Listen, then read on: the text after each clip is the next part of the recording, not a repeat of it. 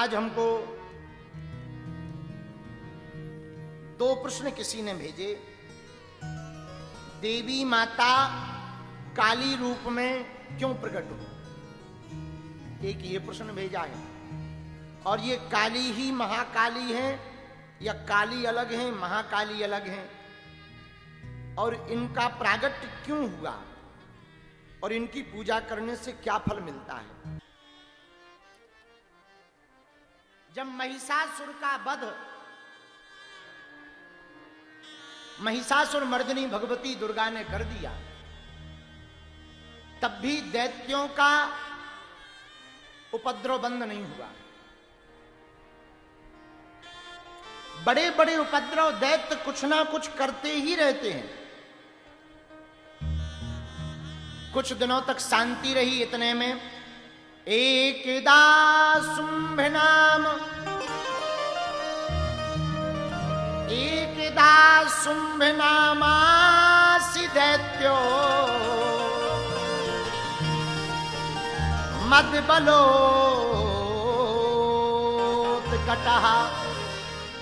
निशुंभश्चापि तद्भ्राता महाबल पराक्रमः। एक बार शुंभ और निशुंभ नाम के दो दैत्य थे। एक का नाम शुंभ था, एक का नाम निशुंभ था। दोनों बड़े ही बलशाली थे, दोनों में बहुत बल था। इतना बल था कि कोई इनके सामने टिक नहीं सकता। और इन्होंने अपने बल का इतना दुरुपयोग किया भैया कि देवताओं में हाहाकार मचा दी। तेन संपीड़िता देवः, सब देवताओं को पीड़ित कर दिया। देवता शुंभ और निशुंभ के नाम से डरने लगे, कांपने लगे। बड़ा पराक्रम वाला था शुंभ। बहुत उपद्रव जब मचाया, देवताओं को स्तुति भी नहीं करने दी, तो भजन पूजन ना होवे, जब पूजा बंद हो जाए तो देवता तो उद्विग्न रह ही जाते हैं। मन बड़ा क्षोभित हो गया, दुखी हो गया। देवताओं ने आकर के भगवती मां परांबा की स्तुति गाई। रास्ते में उनको पार्वती माता मिल गई, बड़ी प्रसन्न मुद्रा में मिली। देवता मुंह लटकाए थे, तो पार्वती जी ने पूछा क्या बात है, तुम लोगों का मुंह क्यों लटका है? बोले मां क्या बताएं। अरे नहीं बताओ, भगवती का मुख कैसा? प्रसन्न गिरिजा प्राह ब्रूता स्तवन कारणम। भगवती का मन प्रसन्न है, गिरिजा का मन प्रसन्न है, लेकिन देवता स्तुति कर रहे हैं मुंह लटकाए हुए। तो मां पार्वती जी ने पूछा मुंह क्यों लटकाए हो? देवता बोले मां अब हम क्या बताएं, आप तो हेमाद्री तनया हो, हिमवान की पुत्री हो, आप शैलपुत्री हो। शुंभ नाम के दैत्य ने आतंक मचा रखा और हम लोगों की पूजा पाठ जब तक सब बंद हो गया। एक बात बोले, दैत्य कौन? जो खुद पूजा करे ना और दूसरों को करने भी ना दे, समझ जाना ये दैत्य है। और देवता कौन? जो खुद भी पूजा करे और दूसरों को भी प्रेरित करे, समझ जाना यही देवता है। अब कई लोग दैत्यों को ऐसा समझते हैं कि बोले भारी विशाल शरीर होगा, मुंह भी 4-5 होंगे, बिल्कुल अजीब टाइप का, वो दैत्य होगा। आजकल अब वैसे वाले दैत्य बंद हो गए, आजकल हम तुम में ही दैत्य आ गए। हाँ, दैत्य वाले लक्षणों वाला दैत्य ही कहलाता है। तो दैत्य कौन? जो पूजा पाठ करे ना और करने भी ना दे। तो भगवती मां पार्वती जी बड़ी नाराज हुई देवताओं की बात सुनकर, बड़ी क्रुद्ध हो गई। अरे देवताओं, तुम्हारी ये हालत है जैसे ही जगदम्बा को कोप आया, कौशिकी सा जगत पूज्या देवान प्रीतये दम ब्रवीत। उसी समय माता पार्वती के शरीर से कौशिकी देवी प्रकट हो गई। बोलो कौशिकी माता की। विचित्र स्वरूप वाली जगदम्बा कौशिकी देवी प्रकट भई, और जैसे ही प्रकट भई तो पार्वती जी ने आज्ञा दी कि देवताओं की मदद करो। कौशिकी जी प्रसन्न पूर्वक देवताओं के पास आकर के कहती हैं, हे देवताओं हमको बताओ क्या दिक्कत है। तो कौशिकी जी से देवताओं ने अपनी पूरी बात बताई। माँ, हम शुंभ और निशुंभ नाम के दानवों से परेशान हैं, उसकी सेना बड़ी खतरनाक है।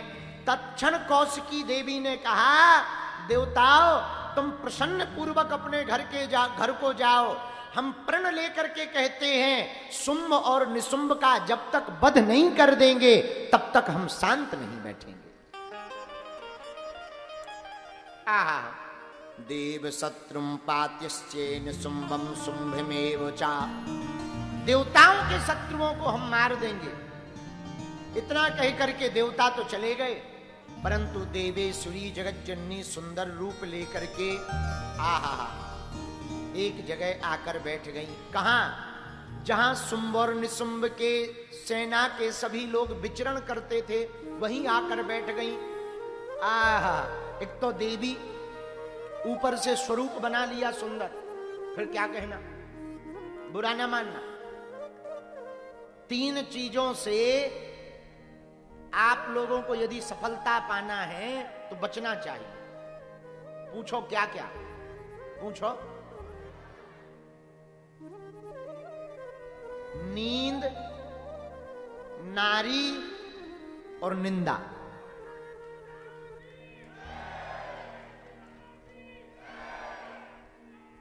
यदि आप सफलता पाना चाहते तो 3 चीजों से बचने का आज ही प्रण ले लो। अत्यधिक नींद, दूसरे की नारी और निंदा। ये 3 चीजों का आप प्रण ले लो। हम आपको वचन देकर कह रहे व्यासपीठ से, आप जीवन में कभी भी असफलता नहीं पाएंगे। पर इसका मतलब यह भी नहीं है कि तुम तीनों चीजों से बचे रहो, कर्म ना करो। करना भी पड़ेगा, पर कर्म करते हुए ये 3 चीजों का पालन करो। नींद, नारी और निंदा। आहा, जब भगवती कौशिकी बैठी तो देवी तो सुंदर ही है, अपनी अंबा जी तो सुंदर है ही है, ऊपर से श्रृंगार कर ले तो और सुंदर। तो निशुंभ ने राज्य स्थापित कर लिया था, राजा बन गया था, खूब बलशाली तो था ही। शुंभ निशुंभ ने दोनों ने, शुंभ राजा बन गया। शुंभ और निशुंभ के 2 सेवक थे, एक का नाम था चंड, दूसरे का नाम था मुंड। चंड और मुंड दोनों घूम रहे थे, देखा आहा क्या सुंदर स्त्री है। देवी जी बोले, हाँ बेटा चिंता ना करो, हम ही तुम्हारी ठटरी बारेंगे। चंड मुंड बोले, बताओ कितनी सुंदर है ये। मन में सोचने लगे, काश ये हमारे राजा के यहां पर आ जाएं। एक तो राजा हमारे सुंदर ठीक ठाक है, ऊपर से राजा बल भी बहुत है, और ऐसी सुंदर रानी आ जाए। आहा, ज्यादातर आसपास वाले ही दिमाग खराब करते हैं, इसलिए आसपास ऐसे लोगों को रखो जो थोड़ा पक्के हो गए, लंगोट के। हाँ, तो चंडमुंड ने जब भगवती को देखा तो कहा कि वाह, ये तो बहुत सुंदर हैं, ये तो हमारे राजा शुंभ के पास आनी चाहिए। शुंभ को पूरी बात बताई, बड़ी सुंदर देवी है, ऐसी कोई हो ही नहीं सकती। आपके पास रतन है, भंडार है, मकान है, बंगला है, बस एक आवश्यकता है। क्या? बोले एक सुंदर देवी, उन्हीं को ले आओ। शुंभ बोला, जाओ सैनिकों से उनको लेकर के आओ। शुंभ नामक असुर तीनों लोकों में विजेता है। भगवती देवी के पास शुंभ ने जब दूतों को भेजा तो दूतों ने पूरी बात बताई। वृतांतम कथयामास देव्यै शुभस्य यद्वचः देवी शुंभासुरो नाम त्रिलोक्य विजयी प्रभु। हे देवी, हमारे जो राजा शुंभ हैं उन्होंने तीनों लोकों पर विजय पाई है। आप उनके पास चलो, सब सुख पाओगी, भोग आनंद खूब पाओगी। दुनिया के प्रत्येक प्रसन्नता के क्षण आपके जीवन में आएंगे। देवी ने कहा, सुनो, हम भोगों के इच्छित नहीं हैं, लालची नहीं हैं, और हमारा प्रण है जो हमको युद्ध में हराएगा हम उसी के साथ जाएंगे, उसी के साथ रहेंगे। तो दूतों ने आकर के शुंभ को बताया कि वो स्त्री कह रही है कि जो हमको युद्ध में हराएगा हम उसी के साथ रहेंगे। शुंभ को बड़ा क्रोध आया। शुंभ ने तुरंत ततो धूम्राक्ष नामानम दैत्यम दैत्यपति प्रभु। धूम्राक्ष नाम के दैत्य को बुलाया, इधर आओ, जाओ उस कन्या को, उस स्त्री को पकड़ के लेके आओ। और जैसे ही धूम्रलोचन 60,000 असुरों को लेकर के आया, देवी पर्वत पर शिखर पर विराजमान थी, और जैसे ही देवी ने धूम्रलोचन के साथ में 60,000 सेना को देखा, सोई क्रुद्ध हो गई। धूम्रलोचन ने पूरी बात कही, कृपा करके आप चलो। अरे बोले, हम कोई कृपा नहीं करेंगे, पहले युद्ध में कोई हराए तो चलेंगे। धूम्रलोचन लड़ने लगा, 60,000 सेनाओं के साथ जब लड़ने लगा तो भगवती देवी ने 60,000 योगिनियां प्रकट की। एक एक योगिनी ने 60,000 सेना को मार दिया, और एक झटके में खड़ग का प्रहार करके धूम्रलोचन का वध भगवती ने कर दिया। धूम्रलोचन भी मारा गया। बोलो आदि शक्ति माता की। शुंभ को पता लगा धूम्रलोचन भी मर गया, तो चंडमुंड नाम के दोनों प्रिय सेवकों को भेजा, जाओ तुम बंदी बना करके लेकर के आओ, घसीटते हुए आना। अब चंडमुंड आए। जैसे ही चंडमुंड आए, चंडमुंडम रक्त बीजम, 2 नहीं 3, चंडमुंड रक्त बीज, तीनों देवी के पास आए लड़ने के लिए। लेकिन अब बड़ा लफड़ा हो गया। पूछो क्या लफड़ा हुआ, जोर से पूछो। रक्तबीज नाम का जो दैत्य था बड़ा मायावी था। उसको वरदान था कि जितनी खून की बूंद तुम्हारी पृथ्वी पर गिरेंगी उतने ही और रक्तबीज दैत्य पैदा हो जाए। लो, अब जितने दैत्य पृथ्वी पर बूंद खून के रक्त बीज के गिरे उतने रक्त बीज बन जावे। रक्त बीज मरे ही ना मारे, देखते देखते लाखों रक्त बीज हो गए। अब देवी जिसको मारे सो उसकी खून की बूंद गिरे, उससे फिर रक्त बीज पैदा हो जावे। हार गई देवी। जब हार गई तो हाहाकार मच गया। देवता बोले, देवी ये मायावी हैं, ये दैत्य हैं, ऐसे नहीं मारे मरेंगे, कुछ ना कुछ आपको विचित्र उपाय करना पड़ेगा। भगवती पराम्बा ने तत्क्षण विचार किया, रक्त बीज का वध कैसे किया जाए। भगवती ने उग्र रूप धारण किया, क्रोधातुर हो गई, क्रोध में भर गई, नेत्र लाल हो गए, होंठ फड़फड़ाने लगे, केस खुल गए। भगवती देखते देखते क्रोध में भर गई और पराम्बा देवी जगज्जननी भवानी के श्री विग्रह से क्रोध के द्वारा एक भगवती काला स्वरूप लेकर के प्रकट हुई। उन्हीं जिह्वा निकाल कर जब देवी प्रकट हुई उन्हीं को मां भद्रकाली कहा गया। देवी काली रूप में प्रकट हो गई, क्रोध से उग्र रूप से प्रकट भई।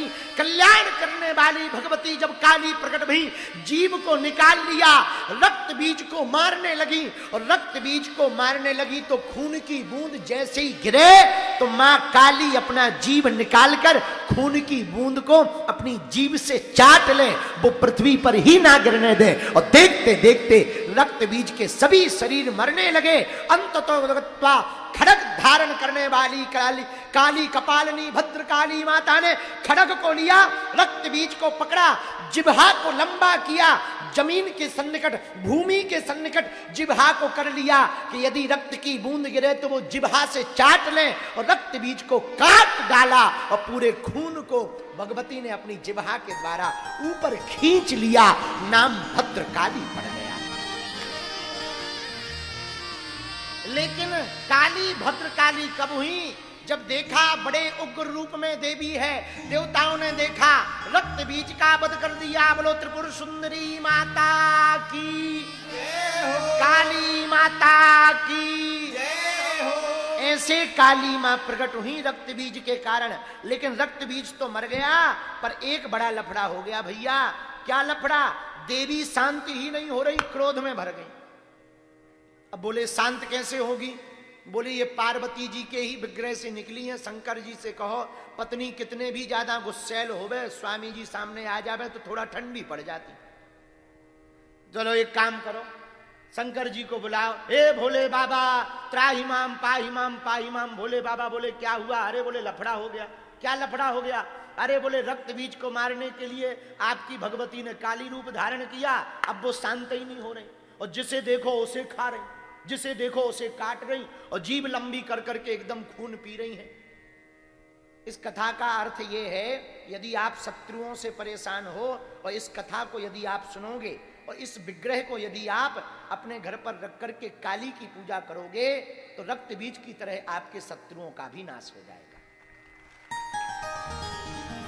पर एक बात याद रखना, आप गलत नहीं होने चाहिए। अब भोले बाबा से कहा महाराज बड़ी आफत है, देवी जी बड़ी नाराज हैं, बड़ी क्रुद्ध हैं, जीभ निकाल निकाल करके खड़ग मार रही, जो मिल रहा उसे मार रही। कुछ देवताओं ने तो अपना स्टेशन ही छोड़ दिया। बोले क्यों? अरे बोले कोई ठिकाना थोड़ी है, दैत्यों के चक्कर में हम लोग ही निपट गए। कोई ठिकाना थोड़ी है, गुस्सा में है, और गुस्सा में आदमी देखता ही नहीं है। हाँ, गुस्सा ऐसी होती है। हमारे एक बार बहुत पुराने तबला वाले थे, तबला वाले महाराज, एक तबला वाला था, एक पैड, वो क्या कहते उसको, पैड ही कहते ना, बजाने वाला जो तुम बजाते, क्या कहते उसको, ऑक्टोपैड। दोनों थे हमारे, यहीं ग्वारा जिला में कथा हुई हमारी। दोनों लड़ पड़े। अब पता नहीं किस बात पे लड़े, हमें तो पता नहीं, हम तो कमरे में थे। आवाज बड़ी जोर जोर से आई। तबला वाला एकदम पतला, हमसे भी ज्यादा पतला, एकदम टन्या सा, और वो ऑक्टोपैड वाले को मार डालेंगे। तो पहले तो दोनों अकेले थे, लेकिन मार नहीं रहे थे, चिल्ला रहे थे। सो हम दरवाजे पर पहुंच गए। हमने कहा क्या हुआ? हमको देखकर दो चार चेले साथ हमारे रहते ही हैं, तो वो चेले गए। चेलों को हमको देखकर और तबला वाले का, अरे हम इसे खा जाएंगे। सो हमारे जो साथ थे उन्होंने पकड़ा, भैया भैया रहने दो। जैसे ही पकड़ा तो पहले तो वो मार नहीं रहा था, पकड़ते ही फन फनाया कि अभी चांटा मार देगा अभी, लेकिन माने ना। अब वो ऐसी ऐसी बातें बोले कि हमें हंसी आए। हमने तोरे जैसे कई निपटा दे। तो हमने धीरे से पूछा, उसका भाई था, हमने पूछा कितने मर्डर कर चुका है? बोले नहीं मर्डर नहीं, उन्होंने कहा ऐसी सीधा। तो हम कहे ऐसा क्यों बोल रहा है? अरे बोले गुस्सा में है बोल रहा है। तो जब हमने देवी भागवत पढ़ी तो हमें ये बात याद आ गई कि देवता जब अपना स्टेशन छोड़ के भागने लगे तो वो इस चक्कर में स्टेशन छोड़ के भागे कि कोई ठिकाना नहीं है, दैत्य तो चले ही गए, अपना ही नंबर ना आ जाए। गुस्सा में देखता कौन है? सब देवता भाग गए। देवता भागने लगे तो शंकर जी के पास गए। क्या बात है? अरे महाराज आपकी भगवती बड़ी गुस्सा में है, जीभ निकाल करके सबको मार रही, आप चलो शांत करो। शंकर जी आए, हाथ हिला रहे, देवी जी ने देखा ही नहीं। काली माता है, बने रहो शंकर जी, बने रहो शंकर जी, उन्हें देखा ही नहीं। अरे शंकर जी करे हमें पहचानो। काली माता ने ऐसा हाथ कर दिया, एक तरफ वो आगे बढ़ गए। शंकर जी बोले बताओ हमें नहीं पहचान रही, लेकिन गुस्सा है। देवता ऊपर से इशारा करे शांत करवाओ। शंकर जी बोले भाई हमें जाना ही नहीं, हम क्या शांत करवाओ? अरे देवता बोले नहीं करवाओ, नहीं तो आपत हो जाए आपत। शंकर जी बोले हम भी तो देख रहे, अजीब जाए और आए। आप शंकर जी ने सोचा और तो कोई उपाय नहीं, सो आगे जाकर के शंकर जी स्वयं लेट गए। और जैसे ही लेटे तो भगवती चली जा रही थी क्रुद्ध होकर, क्रोध में, और जैसे ही पैर शंकर जी के ऊपर रखा सो पूरी जीभ निकल आई। यार स्वामी जी आप। शंकर जी बोले अब क्या बताएं, देवताओं ने हमको भेजा है कि शांत करवा देना। और कोई रास्ता नहीं, यही रास्ता है। तो ये जो पीछे दर्शन हो रहे हैं वही दर्शन। तो पहले थी काली, अब हो गई भद्रकाली। बोलो भगवती भद्रकाली मां